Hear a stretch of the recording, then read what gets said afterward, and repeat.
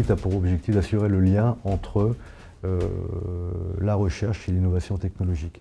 Donc à cet effet, les actions plutôt de recherche amont qui sont initiées dans CISIT voient leurs applications dans des projets d'innovation des pôles de compétitivité, en particulier le pôle de compétitivité e-trans, avec qui nous sommes en grande synergie.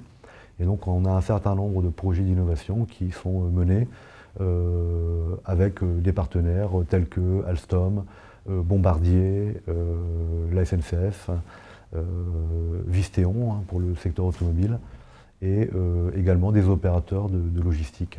Alors les laboratoires partenaires du projet CISIT sont au nombre de 12, donc 12 laboratoires donc émanant de 6 établissements d'enseignement supérieur et de recherche.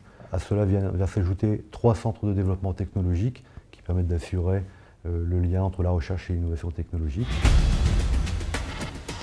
Je suis Laurent Kersbull, je suis responsable de la soufflerie du laboratoire de mécanique des fluides énergétiques de Valenciennes.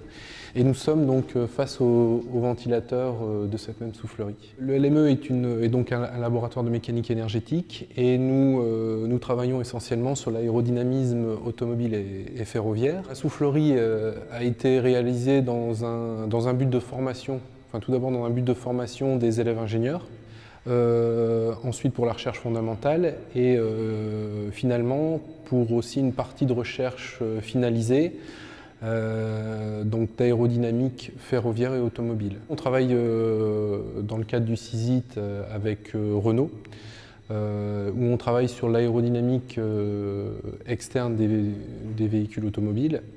L'objectif est de réduire la traînée de ces véhicules par des actionneurs divers et variés que l'on conçoit en partenariat avec d'autres laboratoires de la région. Et donc l'objectif finalement, en fait, une réduction de la consommation de carburant.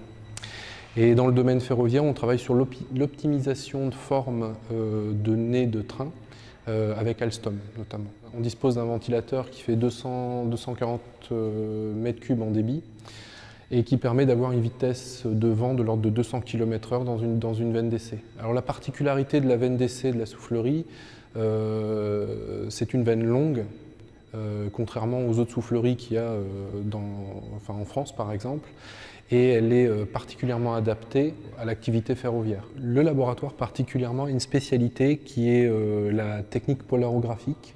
Et ça, c'est vraiment une spécificité du laboratoire. Et on est très peu en France à développer cette technique. Dans le domaine de l'automobile et du ferroviaire, ce qui est le plus utilisé et qui est le plus approprié, ce sont toutes les techniques de mesure optique. C'est très approprié à tout ce qui est visualisation de champs très larges, par exemple sur les sièges automobiles. On peut citer par exemple la stéréo PIV ou la PIV 3D, qui sont des techniques assez récentes.